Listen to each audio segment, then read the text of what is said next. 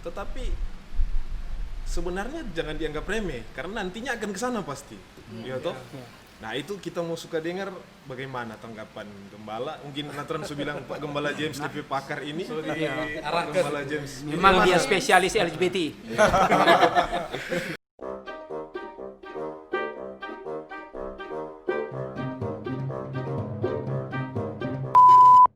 Shalom, selamat malam. Shalom. Selamat malam. Selamat malam Pak Gembala, Ibu Gembala. Nah, ini edisi spesial hari ulang tahun KGPM Ebenezer Bau.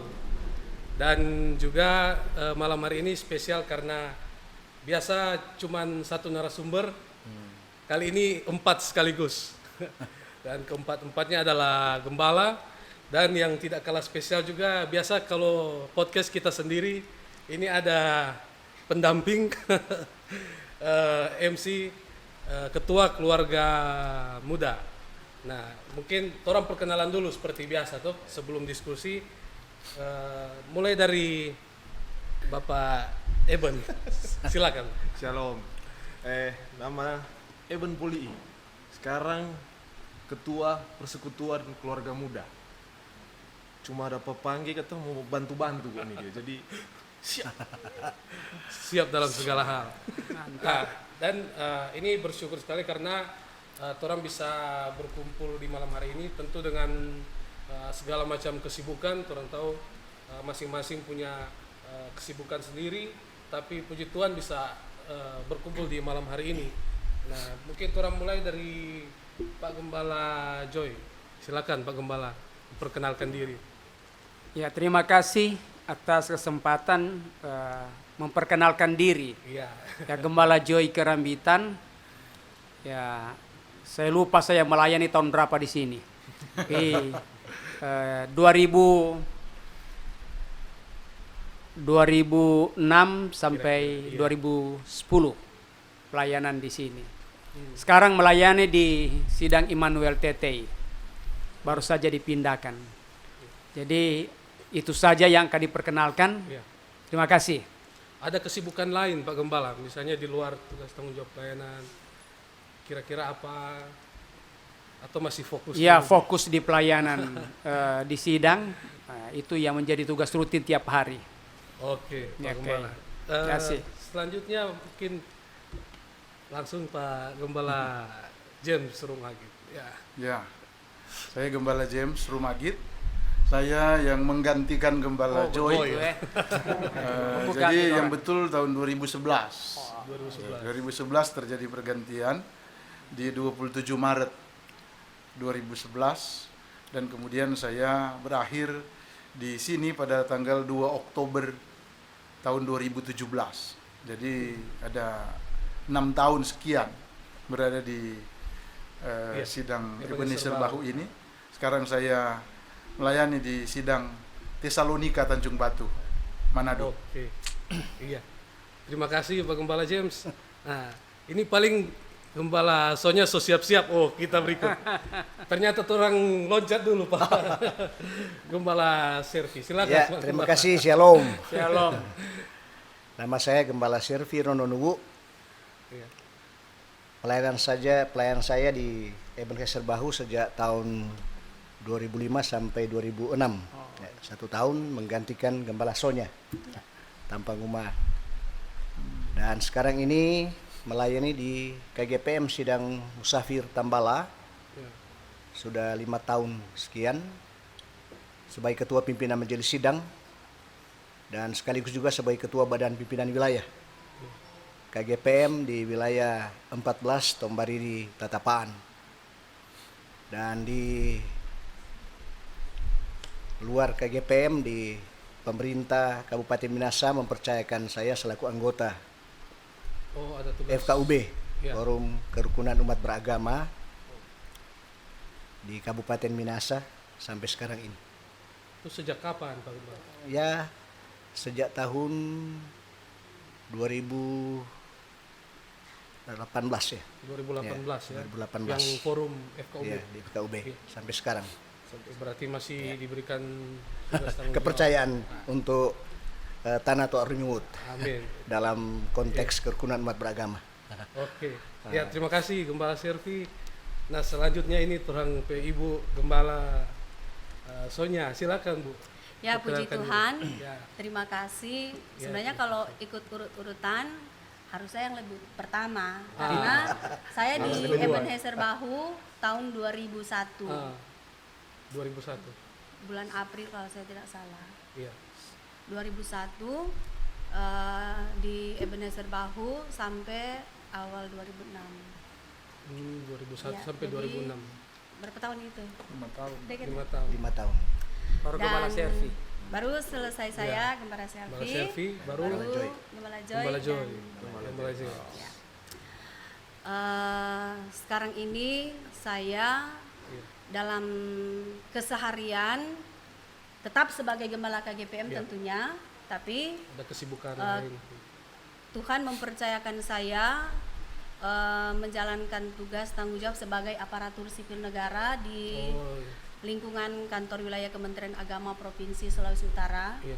Dan satu kesyukuran bagi saya karena pada saat saya menjabat sebagai ketua PMS di Sidang Ebenezer Bahu, saya lolos masuk pegawai negeri sipil tahun 2003.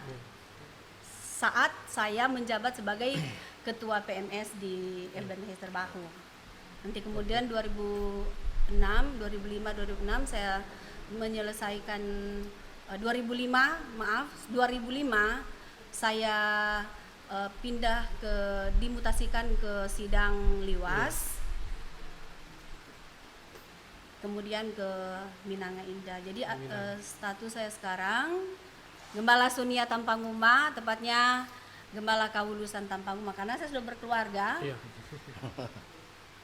Kaulusan Tampanguma, status keseharian sebagai aparatur sipil negara di Kementerian Agama Provinsi Sulawesi Utara. Namun dalam keseharian sebagai ASN tidak lepas dari tugas dan fungsi sebagai gembala KGPM. Iya. Ya. Oke. Demikian. Ya, jadi semua tetap melayani dimanapun dipercayakan. Tentu ketika Tuhan berikan kita kepercayaan umur yang baru, usia yang baru, diresponi dengan bagaimana kita memberikan yang terbaik bagi Tuhan dalam segala hal ketika kita dipercayakan setiap tanggung jawab.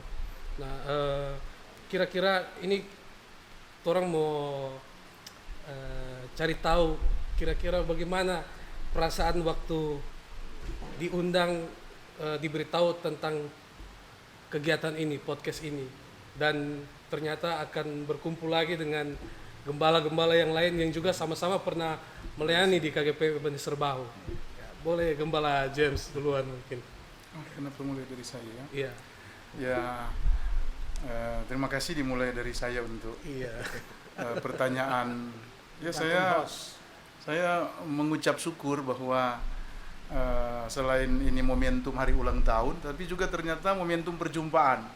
Iya. Misalnya Gembala Sonya, Solaman Ndak Baku Dapa. Ini kan, Cantik dia. iya, ternyata ini adalah tempat Tuhan memberikan ruang bagi kami sebagai gembala-gembala untuk benar-benar dapat bergerak bersama lagi. Ya, sebab kadang-kadang kita juga berada pada ruang-ruang tanggung jawab yang berbeda-beda, sehingga kemudian seperti tidak punya kesempatan untuk bisa berjumpa, dan ternyata kita bisa bertemu di kesempatan ini, dan harus berterima kasih kepada Sidang Ebenezer Bahu, meskipun berharap sebenarnya kenapa cuma mantan yang duduk di sini, mungkin dengan gembala Yang masih aktif. yang ada di sini, Gembala Vera. Gembala Vera. Ya, saya Katanya kira ada edisi khusus katanya. Oh iya, Spesial. saya kira itu. Iya. Ya, jadi memang suatu apa ya, lepas kangen juga. Ya. Ketika Solaman Ndak Baku Dapa sama-sama pelayanan bisa bertemu lagi. Nah, orang Gembala Servi kira-kira bagaimana? Ketika saya secara pribadi juga bangga ya ya, diundang seperti ini, karena ini merupakan momentum reuni, reuni. bernostalgia dengan pengalaman-pengalaman masing-masing. Ya. Dan saya juga berterima kasih atas kegiatan event yang dilakukan oleh sidang ini dalam rangka merayakan hari ulang tahun KGPM sidang Ebenezer Bahu yang ke-87, hanya beda seminggu saja dengan HUT KGPM ya dari Wakan. Jadi kami mungkin ini baru pertama kali dilaksanakan dan barangkali satu-satunya untuk KGPM program ini dilaksanakan, dan ini satu yang pertama ya, satu momentum yang sangat berharga sekali, dan kami juga salut dan cukup memberikan apresiasi kepada tim yang memberikan penghargaan luar biasa kepada kami mantan-mantan gembala di sini ya. Terima kasih, semoga ini semakin ditingkatkan ya kegiatan kita bisa berkembang lagi ke mungkin sidang-sidang lain juga bisa melakukan program yang sama Pak Gembala. Ya. Nah Pak Gembala dan Bu Gembala, ini tema malam hari ini adalah tentang bagaimana gereja yang kuat. Nah tentu orang tahu ada indikator-indikator apa ketika suatu gereja dikatakan gereja yang kuat, dan juga ada hambatan di situ yang bisa artinya hal-hal yang menghambat suatu gereja itu bisa bertumbuh, ya bisa menjadi gereja yang dikatakan kuat. Nah mungkin kira-kira apa yang boleh Pak Gembala sampaikan di sini? Silakan Pak Gembala Joy. Ya, terima kasih. Ya, tentunya kalau bicara tentang gereja yang kuat, yang pertama tentu kita harus memahami dulu tentang tugas pokok gereja apa. Karena pasti akan berangkat dari situ dengan apa yang dilakukan oleh gereja, dan semua kita tahu bahwa ya gereja tugas pokoknya ada bersekutu, ada bersaksi, ada melayani, kemudian ada jabaran-jabaran lainnya seperti ada pengembalaan, ada pembinaan warga gereja. Nah itu yang kemudian menjadi tugas pokok gereja. Nah dari tugas pokok inilah akan kelihatan bahwa ketika gereja mampu melakukan itu, ya harus kita katakan itulah gereja yang kuat kalau dia mampu melakukan akan tugas-tugas pokok gereja yang memang menjadi bagian yang tidak bisa terlepas daripada apa yang menjadi tugas panggilan gereja yang kita bilang tadi, bersekutu, bersaksi, melayani, ada pengembalaan, ada pembinaan warga gereja. Nah, memang dalam rangka penjabaran itu ya tidak mudah, ada juga situasi-situasi real yang terjadi di setiap gereja dalam rangka penjabaran itu untuk menjawab kebutuhan pelayanan bagi jemaat, supaya tugas pokok gereja itu boleh mendarat kepada jemaat. Nah, hambatan-hambatan menjabarkan tugas pokok gereja pasti akan diimplementasikan dari program-program yang akan nanti dibuat, termasuk mungkin juga Ebenezer Bahu ini menjabarkan tugas pokok gereja dengan kegiatan-kegiatan yang harus melihat apa yang menjadi kebutuhan pokok dari jemaat yang ada di sini, sehingga muncullah program-program, mungkin juga termasuk podcast yang kita lakukan hari ini. Nah, kalau bicara akan hambatan-hambatan, ya pasti situasi kondisi juga setiap sidang termasuk Ebenezer, ya tentu ada beragam kehidupan anggota jemaatnya yang punya keinginan, harapan, kerinduan yang mungkin berbeda satu dengan yang lain. Nah, ketika perbedaan-perbedaan itu yang tidak dapat dijawab sepenuhnya oleh gereja dalam rangka punya program, ya itu bisa saja akan menghambat pertumbuhan gereja, karena akan ada yang mungkin sikap acuh tak acuh dengan program gereja karena keinginannya tidak tercapai, tidak terpenuhi oleh kondisi real yang terjadi. Dan ketika mungkin juga ide-idenya yang dia ingin sampaikan tidak bisa ditampung dalam mekanisme organisasi gereja itu, termasuk kita KGPM yang punya ciri khas, ya mungkin bisa saja akan menjadi penghambat dan dia akan menjadi provokator dalam rangka untuk mengganggu program-program gereja. Nah itu mungkin saya melihat dari hal-hal seperti itu ketika dia punya pemahaman yang benar tentang visi gereja, tugas pokok gereja, bersekutu, bersaksi, melayani, dan terjabaran program, dan dilakukan oleh semua pimpinan dan jemaat, ya akan kelihatan kedewasaan. Nah, termasuk saya juga mungkin melihat sekarang ketika apa yang pernah kami bangun di sini dengan pelayanan-pelayanan yang ada pada waktu-waktu kami ada dan terus berkembang sampai hari ini, kan di era saya tidak pernah terpikirkan ada diskusi podcast seperti ini yang harus dilakukan, dan ini langkah maju dari apa yang pernah kami buat yang tidak terpikirkan, tapi pada generasi ini ya itu yang kemudian terjadi. Nah, bersyukur karena direspon oleh jemaat. Kalau tidak, ya mungkin itu akan menjadi penghambat. Mungkin itu pemikiran saya tentang gereja yang bertumbuh. Ya. Oke, Pak Gembala Joy, ini sebelum orang lanjut, ini menarik tema ini. Ada sebenarnya satu lagi bintang tamu, Iya, ya. dari Jawa. Tapi karena tidak di lokasi, tidak di Manado, orang akan bergabung dengan melalui line telepon. Nah, Pak Gembala Dolfi Ratak. Nah, orang mau coba hubungi ini Pak Gembala. Nah, semoga Nyambung. bisa tersambung. Connect. Ya, Sementara itu kita silakan kalau boleh minum dulu. Iya. Ya, karena ini masih lumayan panjang. Berlangganan dengan SPNI tarif 6.900 untuk 30 hari, tekan 1, 2, 3, atau 5. Bisa. Oh, ada. Halo, selamat malam. Selamat malam. Selamat malam Pak Gembala.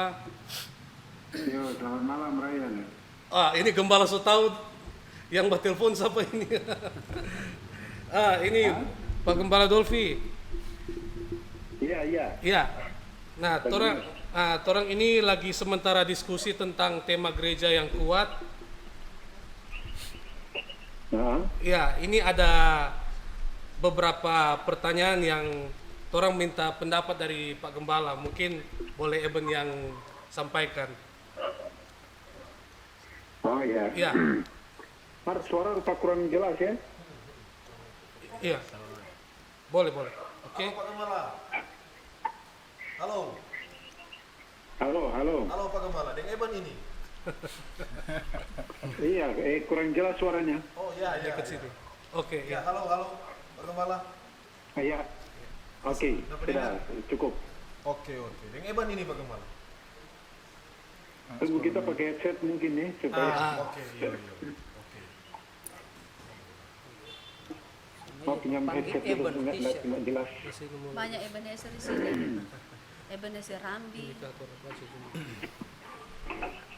Halo. Ya, halo. Iya, oke Gembala.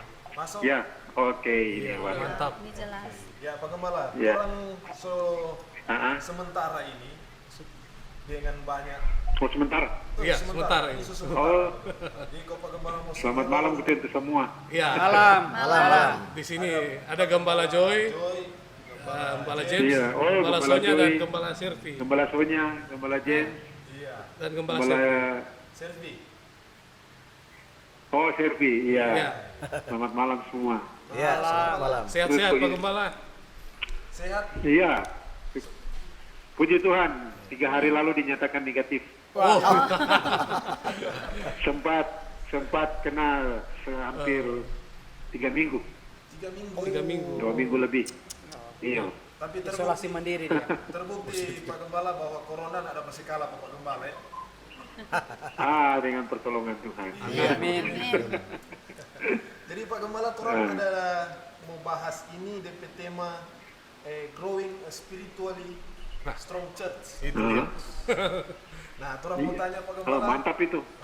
Orang mau tanya menurut Pak Gembala indikator atau tolak ukur suatu gereja disebut gereja yang kuat apa itu Pak Gembala kira-kira? Mungkin kita mesti definisikan dulu yang dimaksudkan dengan gereja itu. Iya. Apakah persekutuan atau pribadi orang? Tetapi sama saja. Walaupun persekutuan maupun pribadi, kalau menurut saya dia kuat. Yang utama itu adalah doa, kehidupan doa. Ya. Ya itu yang terutama. Kehidupan doa oleh karena secara khusus orang ini yang ada di Manokwari, kita Ibu dan Billy, Iya. kita semua kena corona dan kita menikmati itu apa yang disebut dengan doa, dan itu membuat orang baik gereja secara pribadi menjadi kuat. Nah demikian juga secara organisasi dalam pengalaman pelayanan dulu juga waktu masih di Bahu dari tahun 81 kita punya persekutuan doa di Ebenezer. Kemudian kita mulai melayani tahun 89 itu. Ada jam-jam doa berantai pada hari Sabtu. Nah, itu menurut saya itu bisa menjadi kuat dalam arti indikatornya itu doa, kemudian tentu pengajaran yang sehat. Pengajaran yang sehat dari mimbar-mimbar tidak bisa sembarangan, karena mimbar kan bukan tempat ajang latihan, tetapi ajar untuk didaki, mengajar. Nah, itu yang terpenting. Nah, Pak Gembala, bagaimana kalau DP hambatan-hambatan? Apa-apa yang DAP hambatan kira-kira? hambatan-hambatan ini dalam persekutuannya. Ya. Iya. Yang terutama itu ya berkaitan dengan kalau permohonan doa tadi itu indikatornya doa, pengajarannya sehat. Nah, kalau menurut kita secara pribadi kadangkala berhubungan pengajaran ya, harus ada waktu-waktu di mana ada khotbah-khotbah doktrin. Iya. Nah, persoalannya, kendalanya kalau khotbah doktrinnya agak panjang. Nah, iya. Nah, berarti untuk menggunakan mimbar gereja agak sulit. Berarti harus ada Sediakan waktu ya. Ini langsung kita kasih solusi. Jadi kendalanya itu kalau pengajarannya sehat itu doktrin-doktrinnya itu memakan waktu durasi yang cukup panjang kalau kita mau jelaskan. Nah, cukup hanya di kelas-kelas katekisasi, tapi juga dalam bentuk tulisan-tulisan. Nah, ini untuk sementara itu. Oke. Oke. Ya. Pak Gembala. Iya. Halo. Halo? Ya. Iya. Oke. Ya, terima kasih Pak Gembala Dolfi. Iya. Ya, semoga di lain kesempatan orang boleh baku dapat ulang. Ada tema-tema yang lain boleh orang diskusi. Oke. Iya. Terima salam semua Iya. gembala yang Iya. semangat. Ya, tetap semangat. Salam Salam buat sehat. keluarga Gembala. Diterima.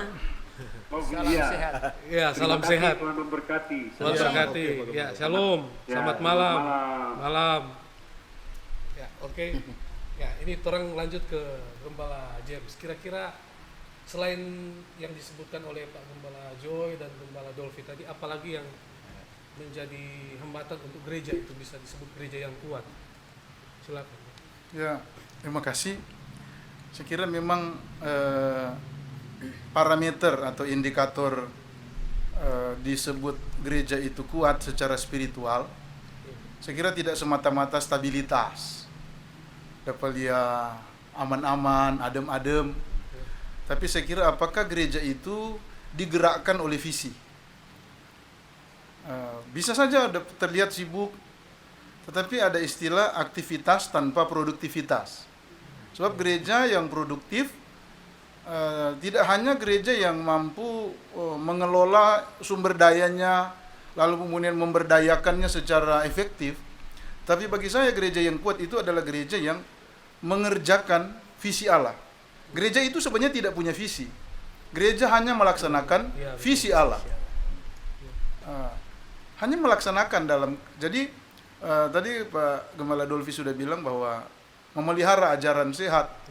Saya kira visi utama kita adalah ketundukan kepada visi Allah, memelihara kemurnian Injil, dan ketika gereja itu menjaga itu, bukan berarti tanpa dinamika.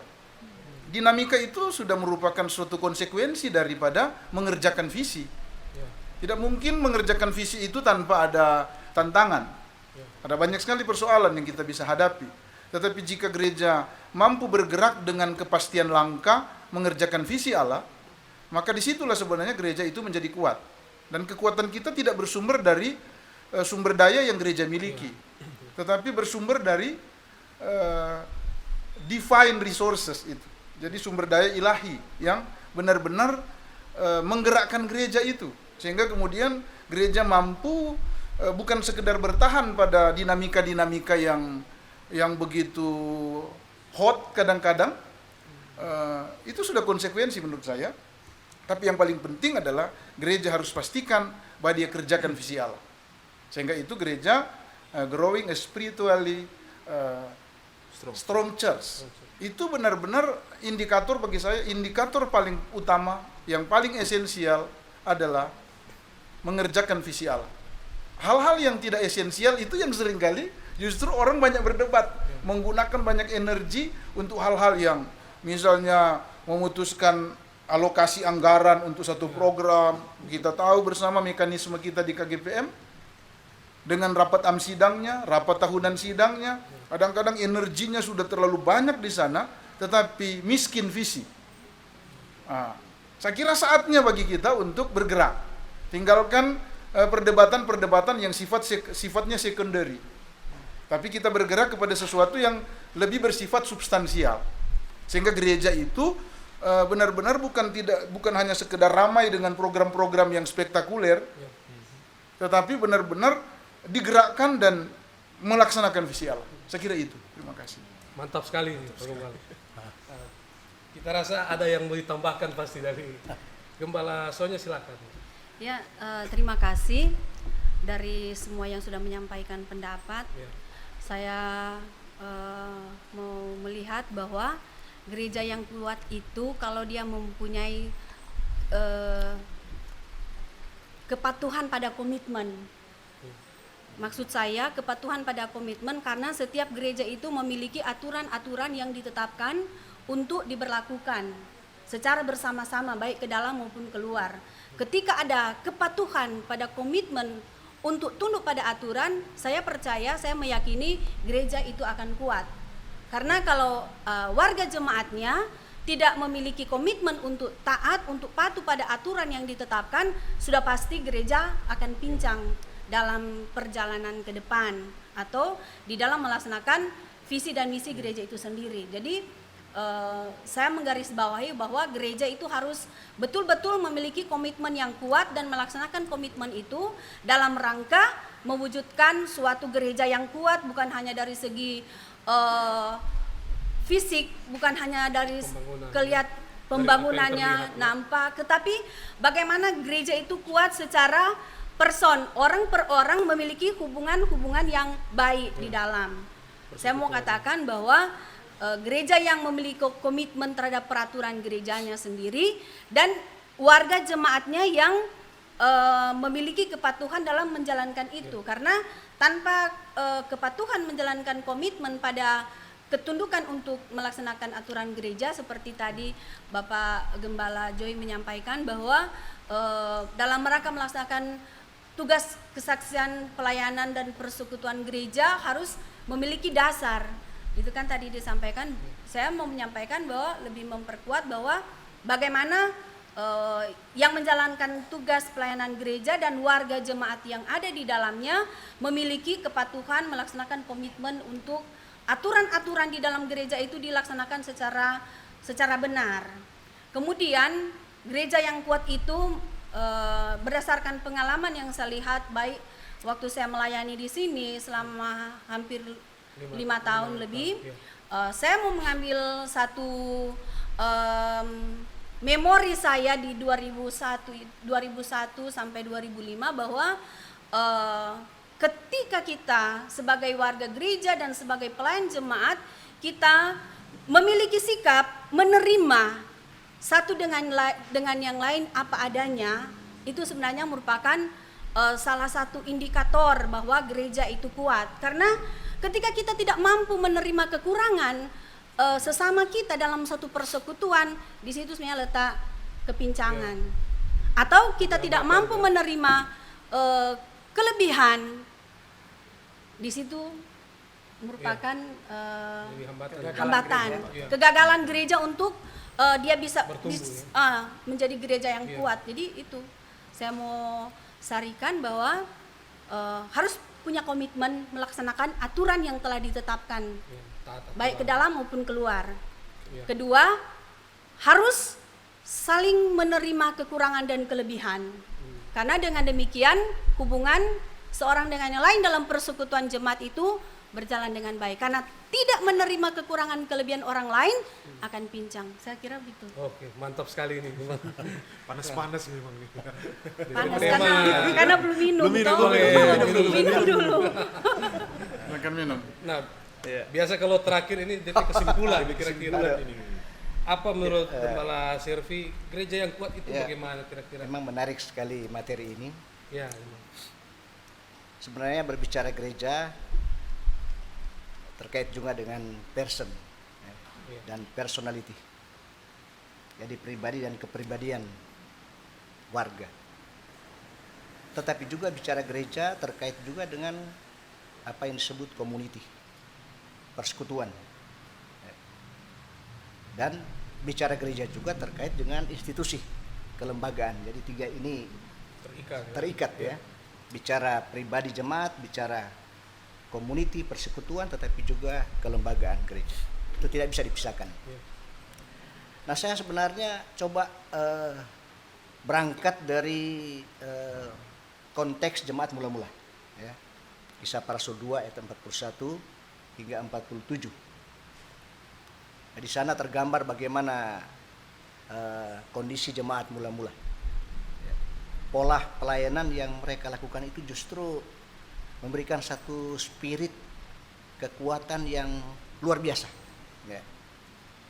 Ya, terutama pola pelayanan kasih itu yang mereka tumbuh kembangkan, the power of love. Soalnya sampaikan tadi ya. Jadi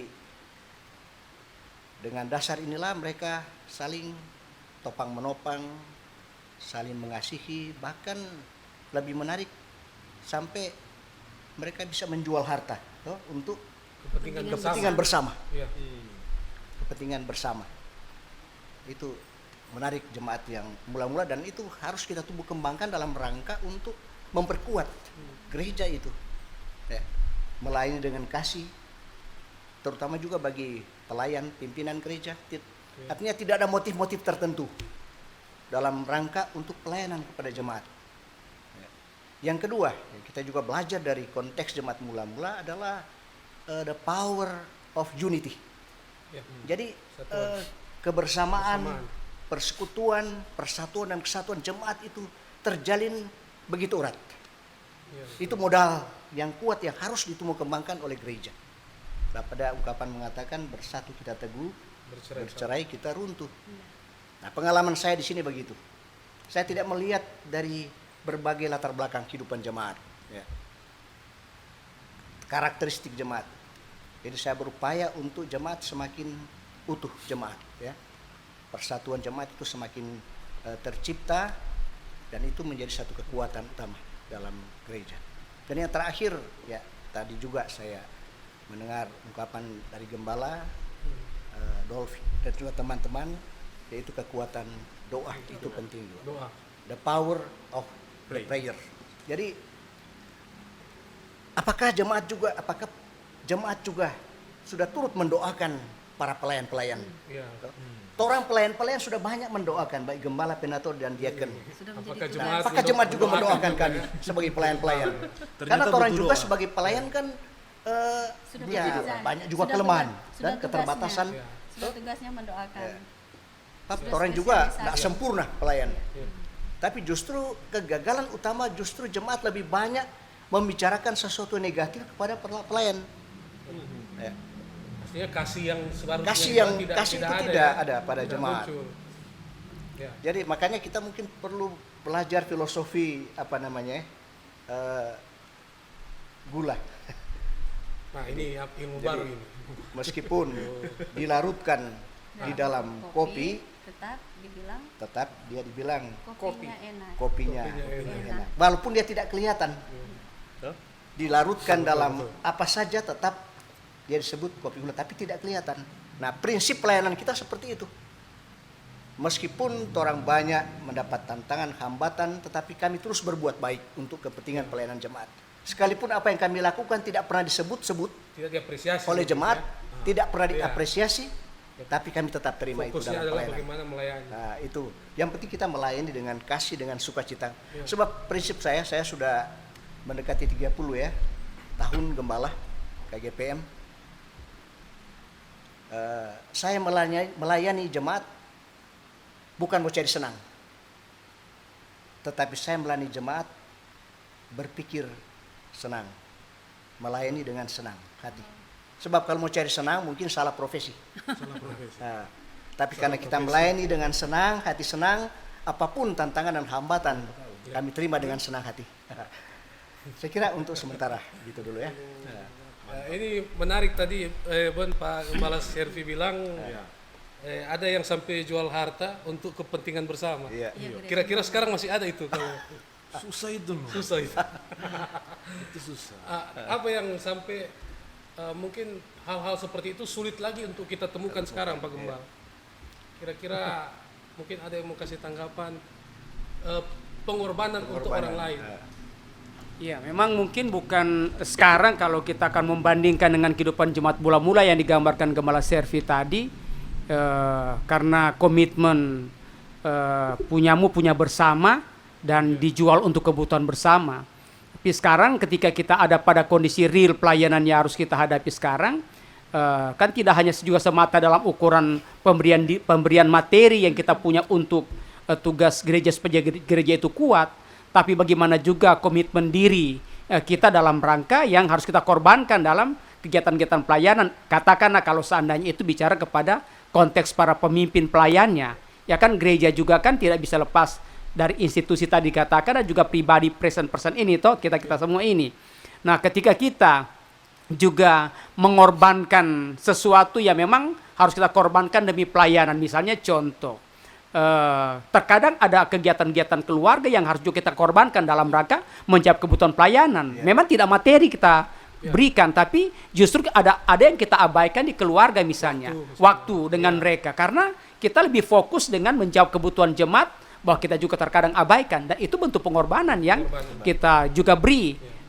Kalau mau dibandingkan dengan jemaat mula-mula, harta mereka dikumpulkan dan mereka jual untuk membangun persekutuan. Nah, sekarang ada banyak hal yang mungkin juga pada sisi pengorbanan yang lain yang dapat kita beri, seperti contoh yang kita sampaikan tadi dari pribadi kita, pelayan yang pemimpin gereja supaya gereja itu kuat menjawab kebutuhan, ya kita harus korbankan sesuatu yang ada pada kita untuk jemaat. Terkadang itu terjadi dan mungkin juga banyak yang merasakan seperti itu, dimarahi istri, anak karena untuk mereka tidak ada waktu lagi, suami, ya kan, itu yang ya mungkin bisa saya juga mungkin merasakan seperti itu dari contoh-contoh kehidupan berkaca kepada jemaat mula-mula tadi yang disampaikan. Mungkin itu tanggapan saya. Mungkin ada lagi yang mau tambahkan? Jadi kira-kira? kalau menurut saya, kalau tadi Pak Gembala menyampaikan gereja mula-mula mereka membagi apa yang mereka punya untuk kepentingan bersama. Mungkin kalau masa ini di kehidupan kita sekarang ini, saya lebih melihat pada bagaimana kesiapan pribadi seorang pelayan yang bukan gembala, karena gembala itu digaji oleh jemaat. Gembala itu digaji oleh jemaat, dia bekerja dan dia dibayar oleh jemaat. Tetapi kalau melihat tugas tanggung jawab penatua, diaken, adalah pelayan-pelayan yang bekerja tanpa pamrih, apalagi kita di KGPM. Mungkin kalau di gereja yang lain, karena saya sebagai ASN di Kementerian Agama banyak berhubungan dengan gereja-gereja, ada juga gereja-gereja yang memberikan gaji, memberikan mengapresiasi tugas-tugas para penatua. Bukan hanya pendetanya, bukan hanya gembalanya, tapi majelis gerejanya, pengerja gerejanya, yang WL saja dibayar, diberikan penghargaan dalam segi materi. Jadi menurut saya dewasa ini memang kita tidak seperti gereja mula-mula harus seperti gambaran yang real dalam Alkitab. Apa yang menjadi milik saya menjadi kepunyaan bersama, bisa digunakan secara bersama-sama.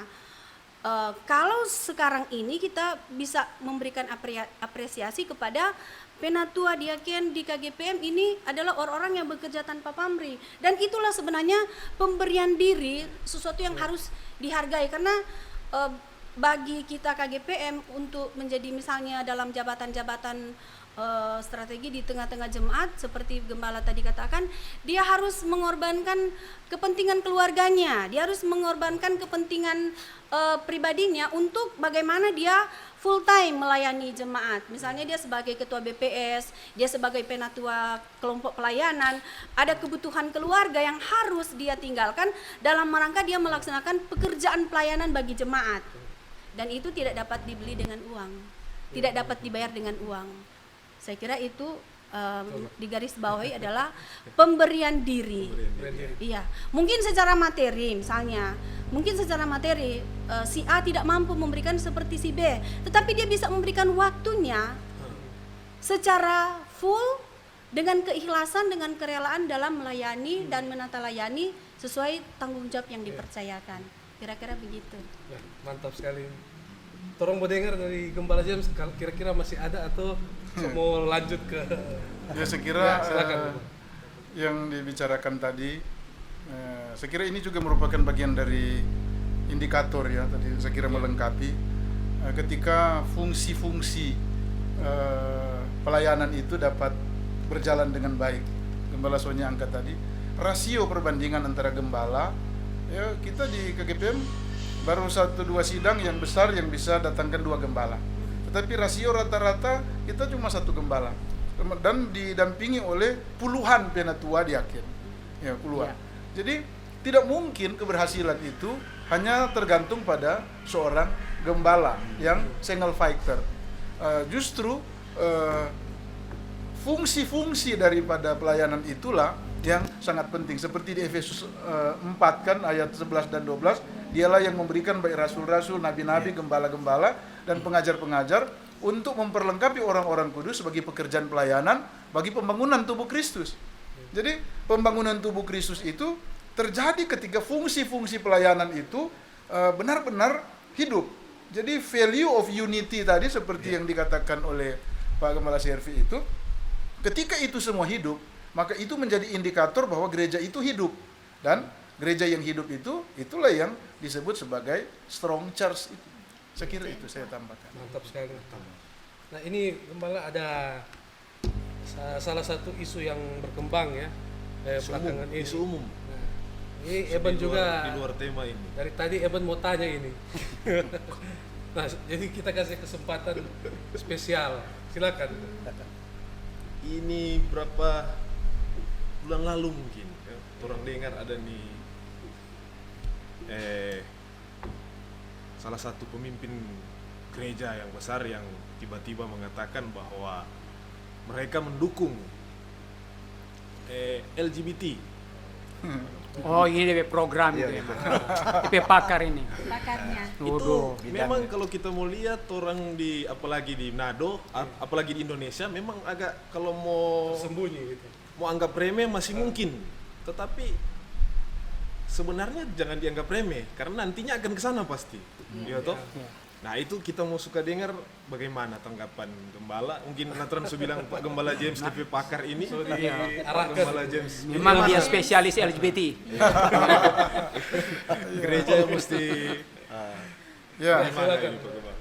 memang momentum hebohnya LGBT di Indonesia ketika keluarnya surat pastoral PGI tahun 2017, Mei 2017, dan saya sendiri yang bersuara di medsos, ya mengetik di medsos bahwa PGI bertobat, saya bilang, karena saya merasa bahwa seruan itu tidaklah lagi berbasis pada kebenaran, karena dalam seruan itu menganggap bahwa ayat-ayat tertentu harus direinterpretasi lagi demi sebuah kepentingan humanisme.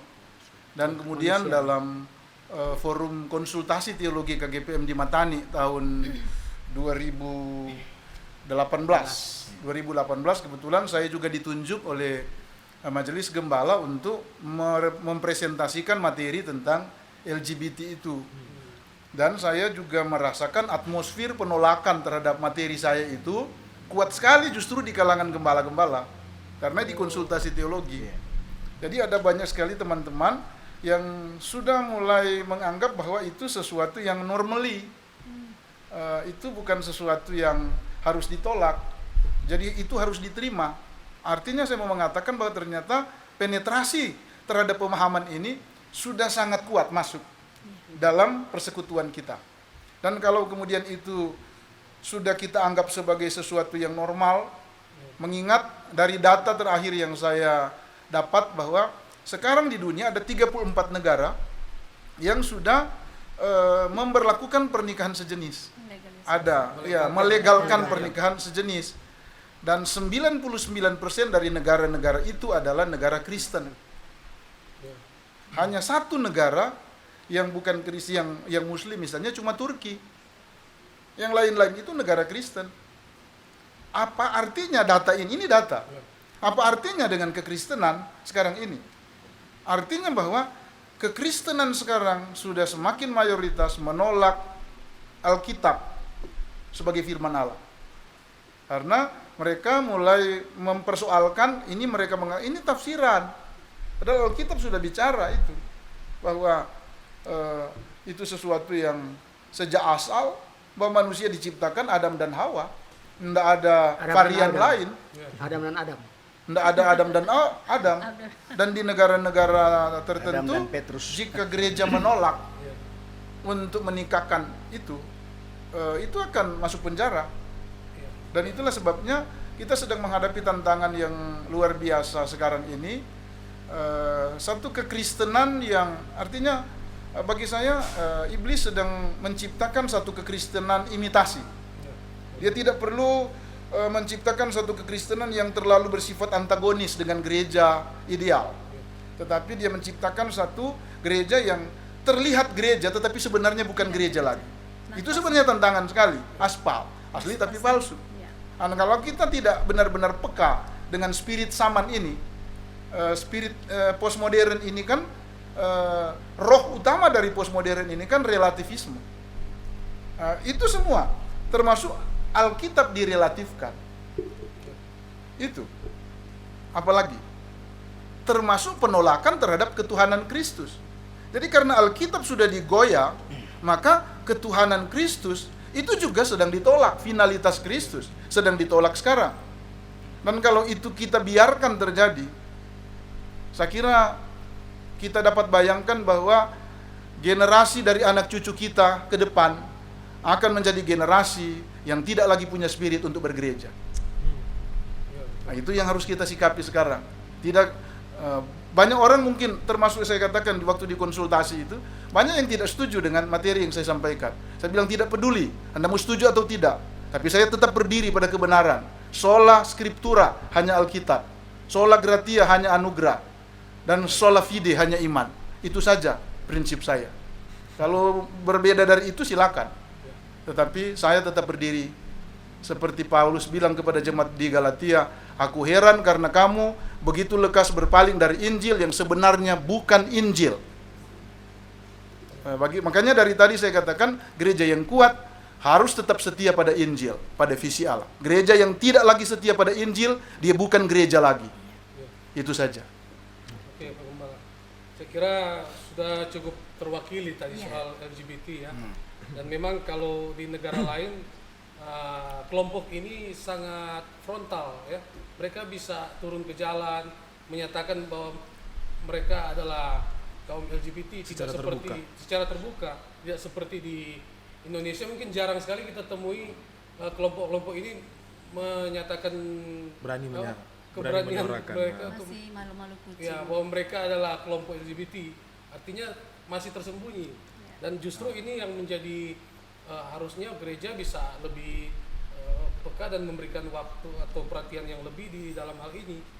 Karena kalau sampai ini tidak terdeteksi atau tercium baunya, tapi sudah terjadi di dalam jemaat, nah, jangan sampai nanti Pak Eben bilang tadi Adam dan Adam. Ya, Eben dan Eben. Eben dan Brian. Tapi Pak Gembala, dorang bilang lain, jadi ada yang berkomen di bawah dan dorang bilang ini seakan-akan karena dorang menerima, gitu.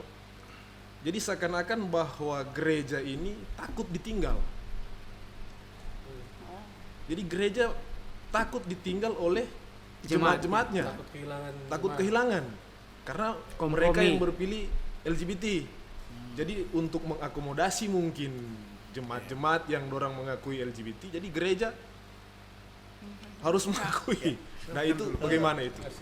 Nah, maksudnya kalau begini boleh, kan menarik sebenarnya ini kan apa tadi Gembala Dolfi tadi sebenarnya juga sudah sedikit masuk ketika gereja kuat itu harus juga ada pengajar doktrinal, kan juga menyangkut menjawab pergumulan LGBT yang kita sementara hadapi sekarang. Dan memang itu sudah banyak negara yang memang melegalkan itu dan kita ada pada kondisi seperti itu yang kita jumpai. Nah sekarang bagaimana kita bersikap? Nah kalau toh kita harus berdiskusi seperti itu, sebagaimana tadi Gembala James juga sampaikan, memang ketika 2018 kita membahas persoalan itu, memang saya memang cukup menyesalkan juga, memang kita tidak, katakan kita sekarang dalam kelembagaan KGPM harus ada rumusan baku yang kita pegang bersama. Dulu kan hanya Gembala James yang menyampaikan materi, dan akhirnya rumusan yang bersama kita sepakat apa kita menolak LGBT atau tidak, atau kita mengikuti arus saja. Nah, kalau kita sudah punya sikap, dan itu yang harus kita jaga bersama. Nah, artinya kekuatan itu untuk jangan sampai seperti bahasa tadi, iblis memang mau mengkristen kan apa tadi bahasa tadi, menciptakan Kristen yang supaya imitasi. Ya bukan Kristen, tapi itu kelihatan Kristen, tapi palsu. Nah, karena itu yang sedang dibangun. Nah, kita ada pada kelembagaan resmi gereja yang juga punya sikap. Nah, oleh karena saya katakan, saya juga memang sesalkan dulu ketika 2018 kita berkonsultasi itu, kita tidak punya, cuma hanya sebatas sampai pada pemaparan materi dari Gembala James, dan rumusan kesepakatan kita apa, bahwa kita terima bahwa kita menolak, misalnya contoh, sudah kita bersikap menolak LGBT, supaya itu menjadi kekuatan bersama. Silakan berdiskusi masing-masing. Gembala Sonya punya pandangan, Gembala Sevi, saya, tapi ada rumusan baku kelembagaan gereja yang kita pegang bersama, dan itu yang kita jaga, supaya jangan sampai iblis yang lagi sedang keasikan bermain untuk membuat Kristen imitasi, ya kita sudah termasuk di dalamnya. Nah, itu yang saya sesalkan sebenarnya di 2018, yang ketika saya coba pertanyakan sekarang, ketika kita selesai dengan diskusi LGBT, nah kesimpulan kita apa? Kesepakatan kita apa dengan pandangan ini? Mau terima ndak dengan LGBT atau kita tolak? Nah, supaya kita harus ada garisan yang sama untuk mengikat kita sebagai lembaga resmi gereja, dan itu yang kami gembala-gembala juga sampai sekarang ini memang masih pada pandangan masing-masing.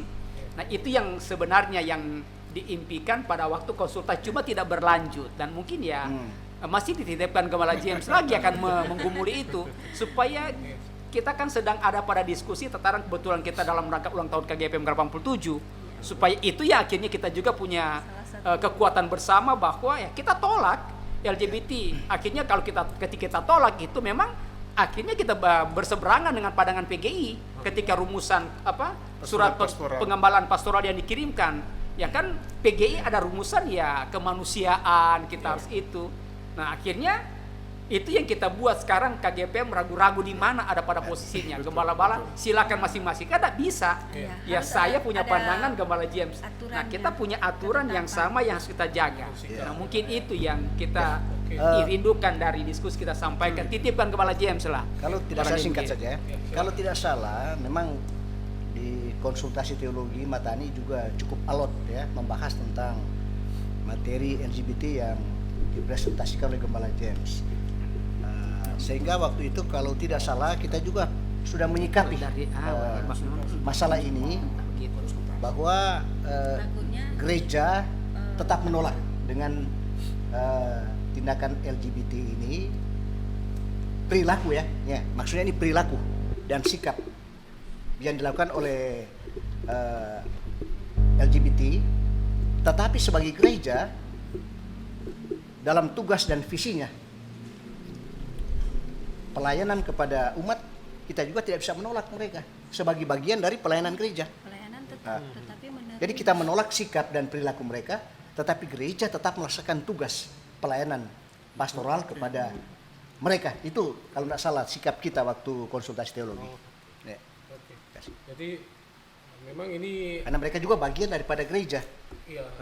Tapi harus mengambil sikap. Ya.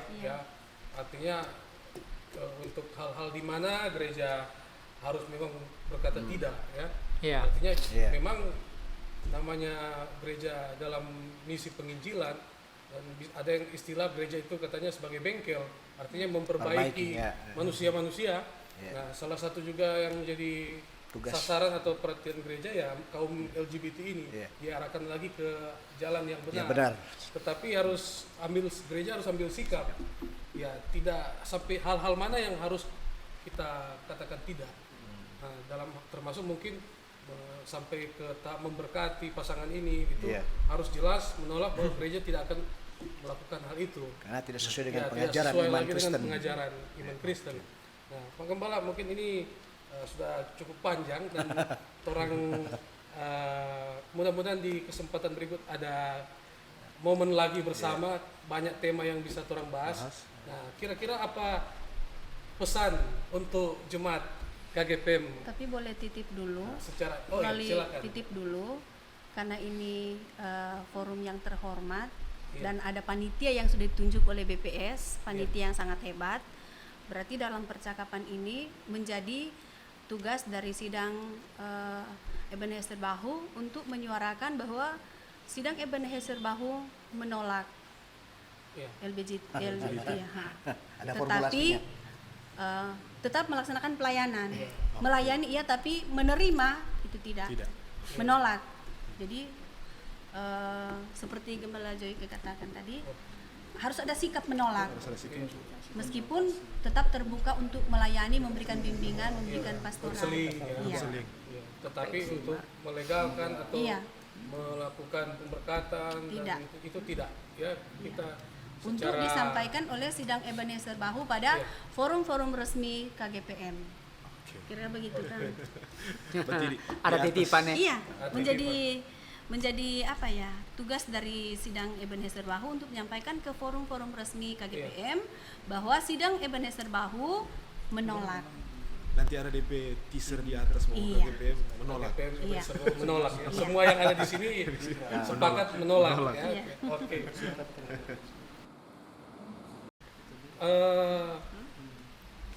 Mungkin lanjut lagi tadi yang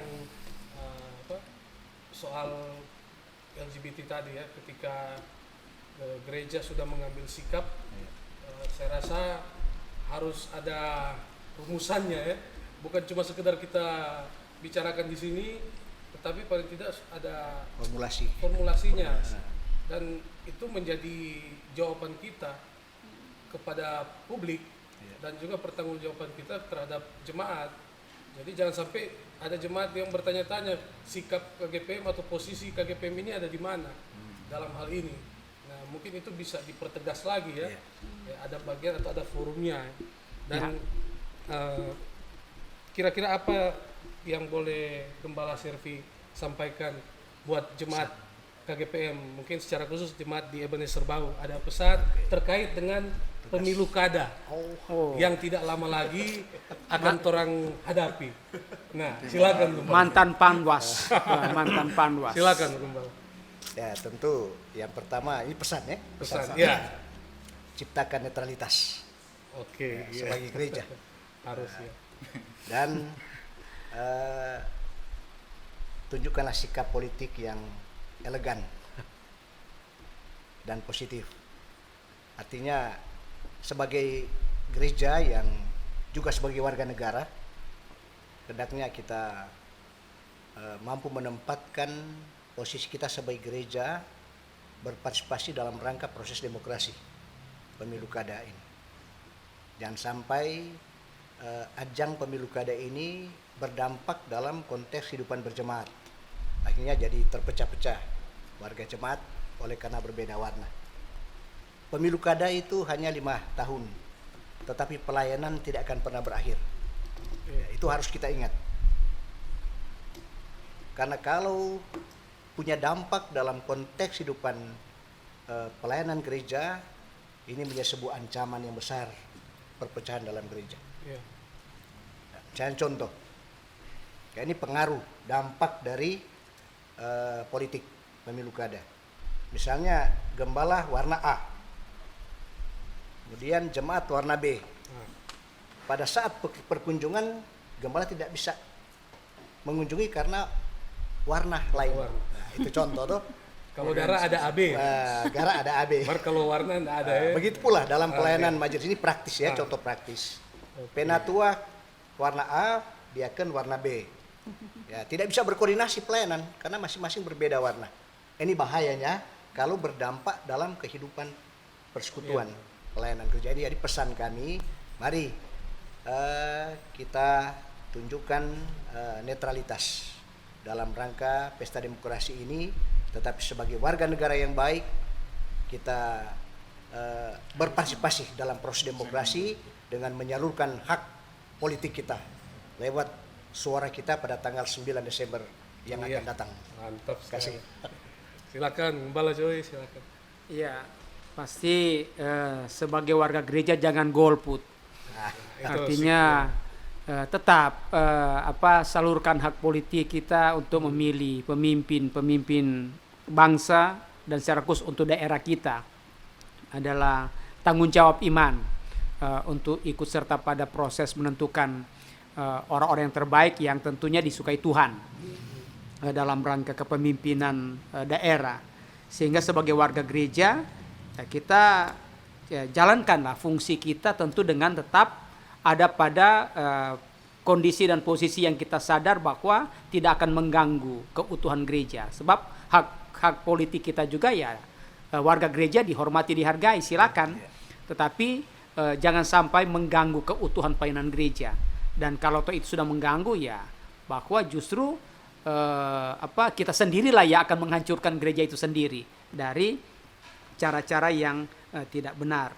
Makanya tema kita minggu ini kan berhikmat untuk menentukan pilihan dan juga berhikmat dalam rangka memposisikan diri dengan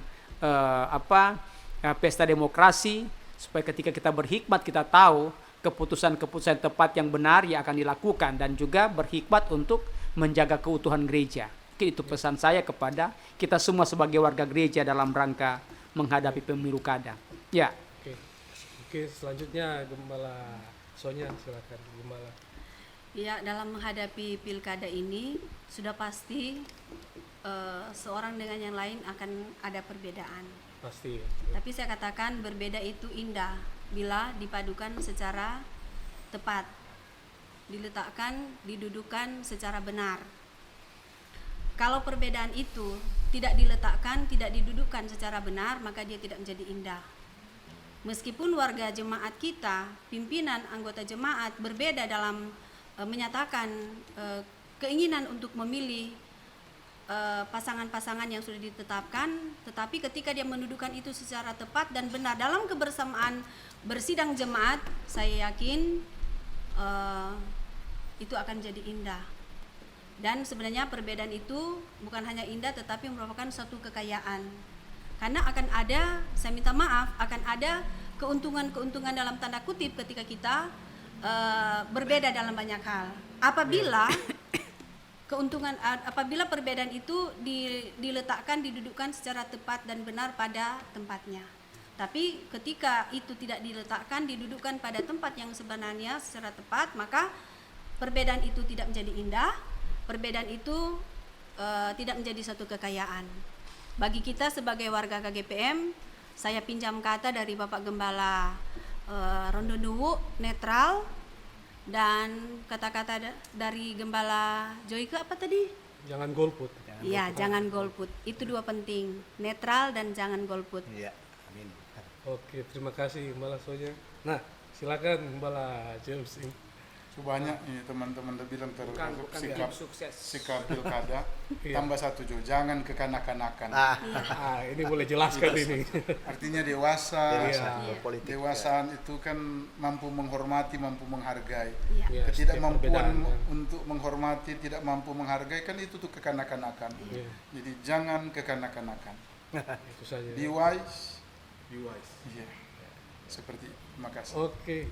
Ya, mungkin ada pesan terakhir buat jemaat di KGPM Ebenezer Bahu ini, khusus buat jemaat Ebenezer Bahu. Silakan. Boleh siapa saja yang duluan. Ya, karena kita yang pertama. Urutan. Karena ketika diundang berada dalam forum malam hari ini, terima kasih Bapak Gembala dan terima kasih Ibu Gembala dan BPS, terlebih juga panitia yang telah menggagas ide yang baik dengan memunculkan kami di sini dalam percakapan bersama. Dan ketika dihubungi itu awal tadi ditanya oleh Brian, kira-kira apa euforia apa yang ada? Saya mau menyampaikan, saya teringat kembali 19 tahun yang lalu ketika saya harus ada di Bahu ini dan melaksanakan pelayanan masih dengan Kanisa. Dan waktu itu belum ada ojek, Jadi belum ada seperti sekarang ini online, tapi waktu saya di sini mengandalkan kaki. Jadi pagi-pagi harus kalau hari Minggu harus ke Kanisa dengan almarhum Bapak Pesik yang menjadi pendamping saya untuk melaksanakan pelayanan dari rumah ke rumah. Waktu itu memang belum seperti sekarang ada kendaraan. Memang kami punya kendaraan, tapi suami saya dalam profesi sebagai ASN, dia tidak bisa mendampingi saya dalam perkunjungan-perkunjungan. Jadi kesan saya waktu di Bahu 2001 sampai menyelesaikan tugas di sini adalah ketika bersaing dengan guguk di jalan. Karena kan di Bahu ini banyak orang piara anjing, sehingga pengalaman saya waktu itu ada orang yang bawa anjing dan bagaimana saya harus menghindarkan diri dari kejaran anjing-anjing itu. Iya. Dan itu kesan saya. Dan kesan yang kedua, saya mau menyampaikan bahwa jemaat di sini adalah jemaat yang kaya dengan saling menghargai. Dan saya lihat ini dalam pengalaman saya 5 tahun di sini, dan itu sebenarnya membuat gereja ini berhasil. Bukan hanya dari segi pembangunan fisik, tetapi bagaimana hubungan seorang dengan yang lain di sini dibangun menurut pengalaman saya sangat kekeluargaan. Mantap. Mungkin itu menjadi pesan saya, itu harus dilestarikan. Jaga, ya. Dilestarikan sampai kepada anak cucu, sehingga Ebenezer Bahu satu waktu bukan cuma jadi kenangan, tetapi kenangan dalam sejarah, tetapi Ebenezer Bahu menjadi anutan dan teladan dalam kepelayanan KGPM pada umumnya. Terima kasih. Mungkin lanjut selanjutnya, silakan. Ya, Orang sudah pertama foto-foto tentunya sendiri. tingkatkan prestasi pelayanan. Sebab kalau mau bilang laksanakan, sudah sementara laksanakan, tinggal meningkatkan peran dan tanggung jawab pelayanan di sidang Ebenezer Bahu. Karena ini kunci kekuatan dalam gereja ketika para pelayan itu melaksanakan fungsi dengan baik, tugasnya dengan baik, ya sesuai dengan job description yang sudah diatur dalam peraturan gereja. Yang kedua, tingkatkan sinergitas pelayanan, jadi saling berkoordinasi antara pelayan dengan pelayan, ya. Bab kegagalan utama bagi gereja ketika tidak difungsikan koordinasi itu. Masing-masing kerja sendiri, toh. Ya, nak baku koordinasi antara penatua diaken, antara BPS dengan komisi dan sebagainya, akhirnya masing-masing berotonom, berjalan sendiri-sendiri. Berkotak di dalam kotak. Dan bisa muncul kotak-kotak. Lalu kita sudah punya acuan program tuh hasil RTS, dan dari situ kita laksanakan sesuai dengan job description-nya. Dan ketiga, pesan untuk jemaat, ya, tingkatkan intensitas ibadah, ya, baik ibadah keluarga, juga ibadah komisi, couple, dan seterusnya. Saya juga belajar dari COVID, ya, masa pandemi, ibadah keluarga kalau kami yang tidak melalui live streaming, ya, sangat terasa sekali itu persekutuan keluarga itu, ya. Dan ternyata mengalami peningkatan, baik dari sisi ibadahnya, tetapi juga dari sisi kelembagaan gereja juga mengalami peningkatan luar biasa dibandingkan dengan ketika ibadah di gereja. Jadi unit terkecil tetapi punya dampak yang lebih besar dalam rangka persekutuan yang lebih besar. Dan yang terakhir, ya, di usia 87 tahun ber-KGPM dan bersidang jemaat, berotonomi, berkongregasi, tingkatkan nilai-nilai kejuangan. Itu perlu ditumbuh kembangkan bagi generasi, spirit bagi para the founding fathers KGPM, termasuk juga pendiri-pendiri KGPM sidang Ebenezer Bahu. Itu perlu ditumbuh kembangkan bagaimana semangat mereka untuk membangun persekutuan jemaat, tetapi juga membangun fisik gedung gereja itu tanpa baku hitung, tanpa baku reken. Nah, tadi juga sempat disinggung tentang nilai pengorbanan dari jemaat itu, toh? Itu yang paling utama yang harus ditumbuh kembangkan oleh jemaat. Jika jemaat itu semakin kuat dan kokoh. Kasih. Ya, terima kasih Gembala Servi. Mungkin Pak Gembala Joy, silakan. Ya, Gembala. tentu yang pertama saya ingin mengucapkan selamat untuk sidang Ebenezer Bahu yang tahun 2020 ini ada pada usia 87 tahun. Jadi sudah disampaikan tadi seminggu setelah sidang Wale Pina SN Wakan tanggal 29 ke tanggal 5 untuk perjalanan gereja ini.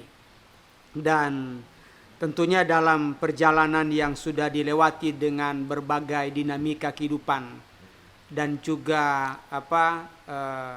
karunia potensi yang pernah dilakukan oleh para gembala-gembala yang sempat melayani di sini, yang itu juga telah meletakkan dasar perjalanan gereja ini sampai hari ini, yaitu juga tetap harus dijaga, dipelihara kuat.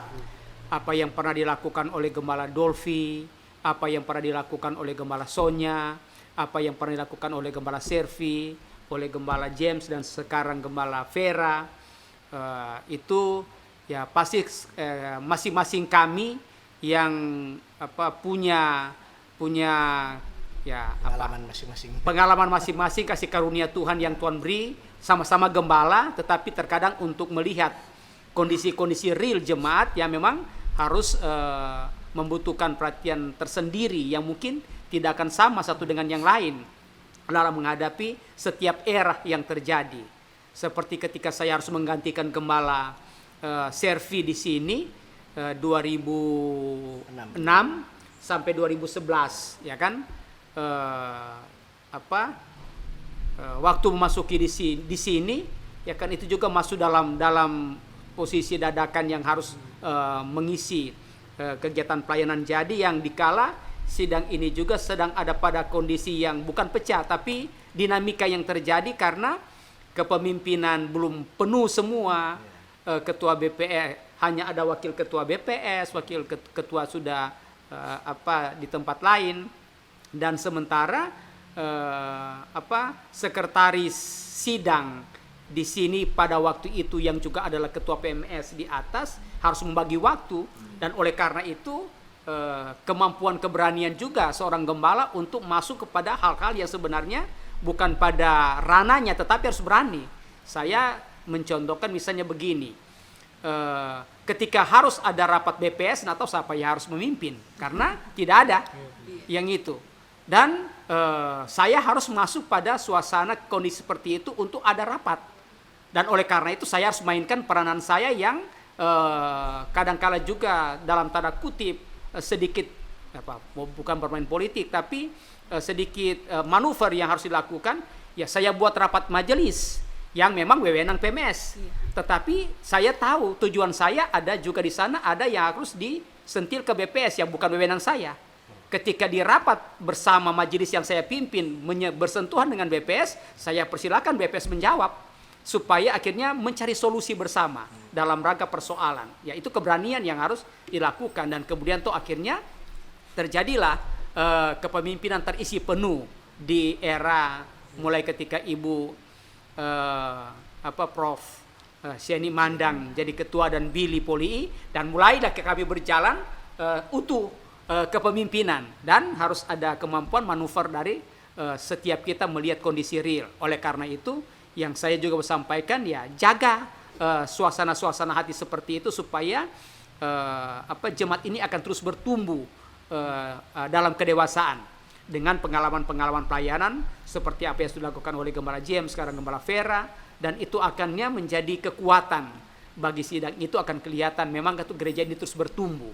Ya kan, saya katakan tadi kami tidak menyangka bahwa justru setelah di zaman Gembala Vera ada kegiatan yang memang kebetulan kita sekarang ada pada era digital, dan generasi inilah yang menggunakan, bukan pada generasi kami. Kami bangga dengan yang dilakukan oleh generasi ini. Oleh karena itu kami hanya bersyukur ternyata kami pernah membangun apa yang dapat kami bangun, dan kemudian ada teman-teman yang melanjutkan apa yang pernah kami bangun, dan itu yang terus kembali dilihat oleh jemaat sebagai bagian kekuatan untuk terus menjaga sinergitas, kebersamaan. Ya, orang kata kuncinya kok baku-baku sayang, baku-baku hormat, saling menguatkan, saling mendoakan satu dengan yang lain, dan ketika itu dilakukan bersama, inilah kekuatan sidang ini. Sekali lagi selamat untuk 87 tahun yang Tuhan telah izinkan. Saya tidak tahu menggunakan tema apa untuk 2020 ini. Ada enggak tema? Gereja yang kuat, cuma itu mungkin. Oh, gereja yang kuat. Iya. Selamat lagi sekali lagi. Terima kasih. Terima kasih Gembala Joy untuk pesan terakhir Pak Gembala James Rumagit. Kunci sebes. Ini Saya terakhir. silakan. Berkumpulnya kami gembala-gembala dalam beberapa periode ini dengan segala minus plusnya masing-masing.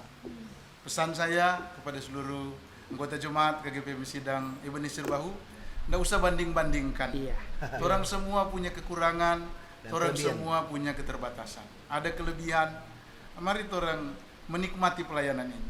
Yang saya hanya mau katakan, Ebenezer, sampai di sini Tuhan menolong kita. Itu bahasa syukurnya. Tetapi bahasa pengharapannya, sampai kapanpun Tuhan akan menolong kita. Amin. Terima kasih, Tuhan memberkati. Ya, Amin. semoga ada waktu di kesempatan berikut orang bisa kumpul kembali toh. Ada banyak tema-tema lain. Nah, Eben masih penasaran soal LGBT tadi. Nah, mungkin DP waktu belum khusus. Iya, ada waktu khusus itu. Khusus Gembala James. Bisa orang situasikan berikut toh, ada kesempatan berikut. Tapi sekali lagi terima kasih malam hari ini Gembala Servi, Gembala Sonya, Gembala James dan Gembala Joy Dan Gembala Dolphy. Gembala Dolphy juga yang tadi sudah bersedia dihubungi via telepon, yang sudah menyempatkan waktu untuk kegiatan podcast di malam hari ini. Nah, semoga Tuhan memberkati pelayanan, tugas tanggung jawab, kesibukan masing-masing dan juga keluarga, dan di lain waktu orang boleh bertemu kembali. Amin. Ya. Yesus Kristus dalam kebangsaan. Kebangsaan dalam Yesus Kristus. Merdeka. Merdeka.